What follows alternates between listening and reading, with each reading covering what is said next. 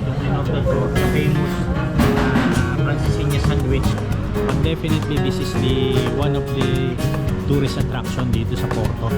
It's an illustration ng history nila, probably the most beautiful train station. The street na to sinasara, may barrier.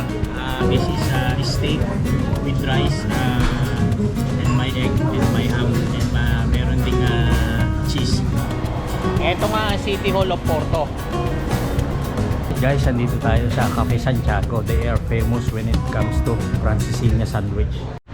What's up dyan sa inyo mga kakoral?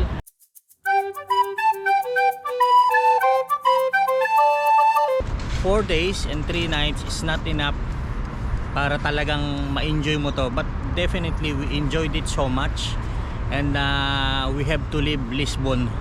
We're now on our way papunta naman ng Porto, Portugal. We're going to take the train at 11 o'clock in the morning, and magta-travel tayo ng around 3 hours.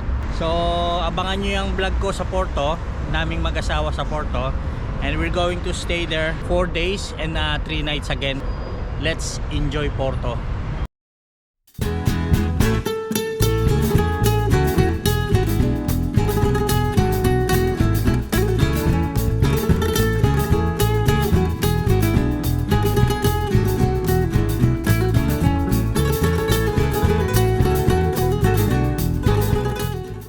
Dito na tayo sa Porto Campania. One more train ride. Ilang minuto lang naman ang ride natin sa train pababa dito. 6 minutes or 9 minutes. Hanapin lang natin yung linya. Yan, nasa line 2 tayo. Line 2. Ito yung sinakyan namin. Delay? Oo, delay nga. So lumipat lang tayo sa kabilang linya. Dumaan tayo pala sa ibaba. Ayan na ang tren natin. Porto Sao Bento. Isa sa pinaka famous na train station. Kung bakit, mamaya malalaman natin.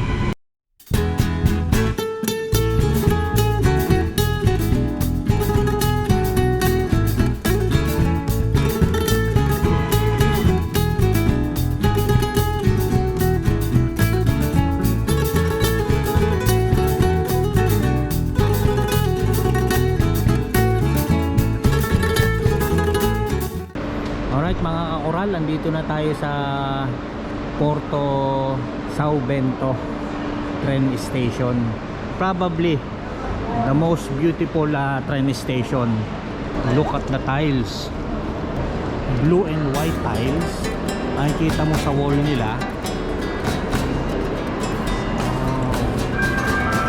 Tapos yung wall nila is parang, hindi parang, talagang it's an illustration ng history nila, kultura ng mga turista guys. So,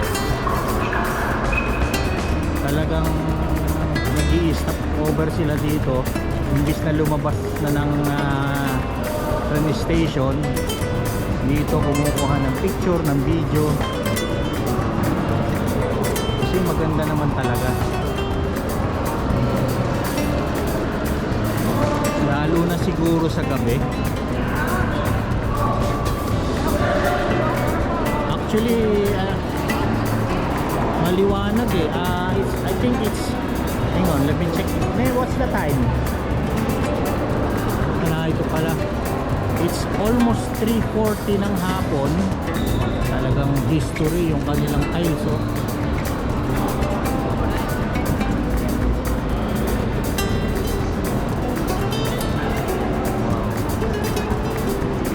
This is amazing. I'm glad na napuntahan naming mag-asawa ito.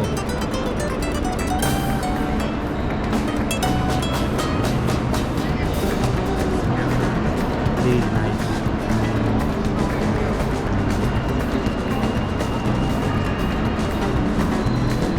Okay ka na ne?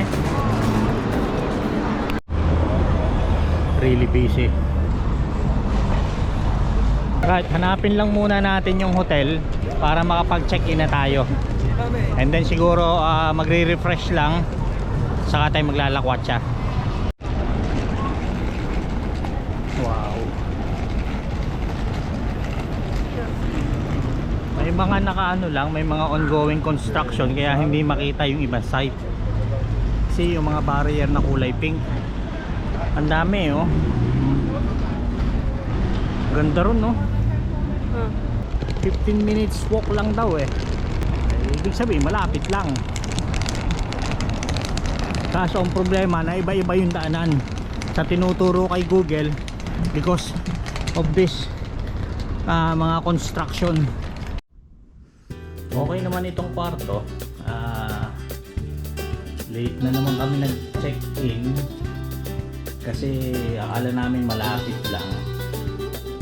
Bali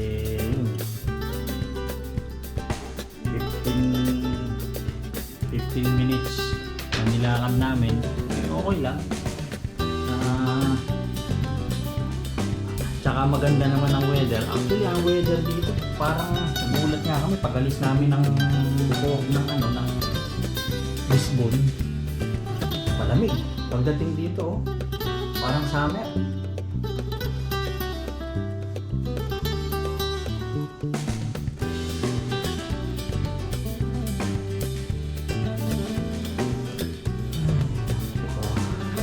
Pahinga lang kami muna ng konti. Mamaya i-search ko kung paano yung public transportation dito. I hope katulad din sa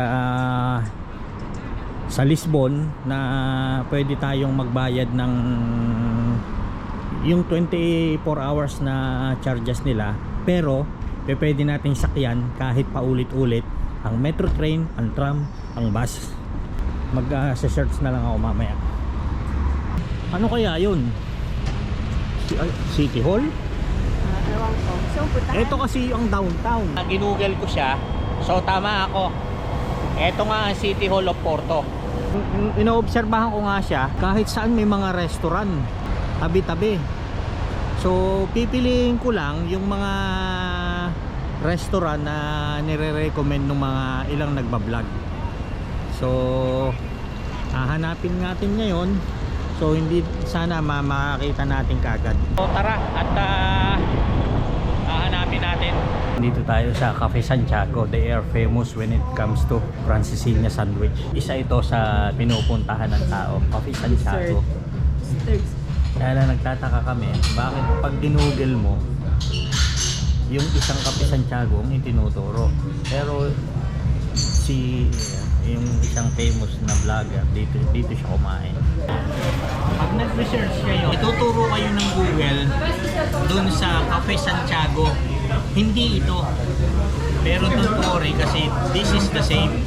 Yung tinuturo ng Google, ang may-ari nun is yung mother nila. And ito naman ay isang branch, itong kinainan namin ngayon, which is Cafe Santiago din. This is family business. So pare-pareho lang yan. Yung Francesinha doon sa kabila is the same Francesinha dito sa branch na to. Right, kain muna kami guys. This is steak with rice and my egg and my ham and meron ding cheese.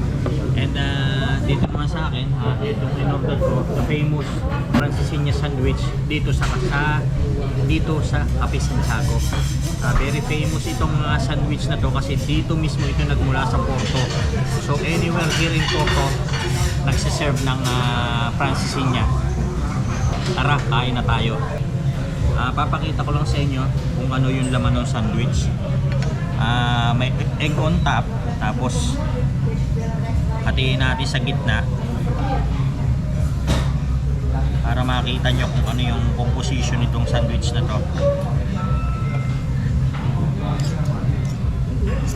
Bali binalot siya sa cheese, and then merong toasted bread, merong steak, may ham, and I think meron na chorizo,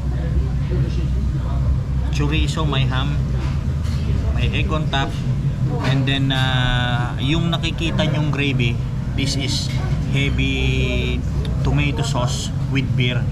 First bite. Laki.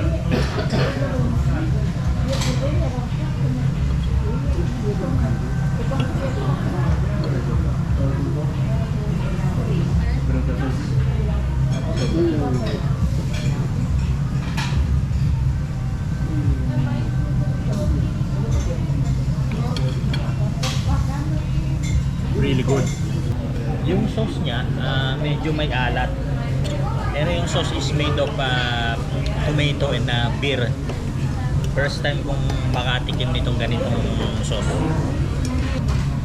Ano, okay? Okay, masarap.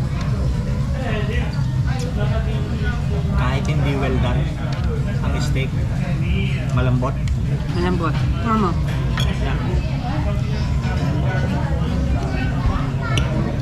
Hindi ako kumakain ng beef pagka hindi well done. Hindi patitikman ko lang. Nakalimutan ko sabihin. Ayan, Ano?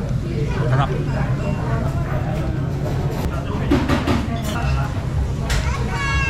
They serve Francesinha together with French fries, kaya lang pinatanggal ko na kasi ang laki ng serving. Ayun, nasuma total oh. Ubos. Ang mga tao mostly papunta dito. Hindi ko alam kung anong meron dito because this is our first night here in Porto. May mga street performer dito.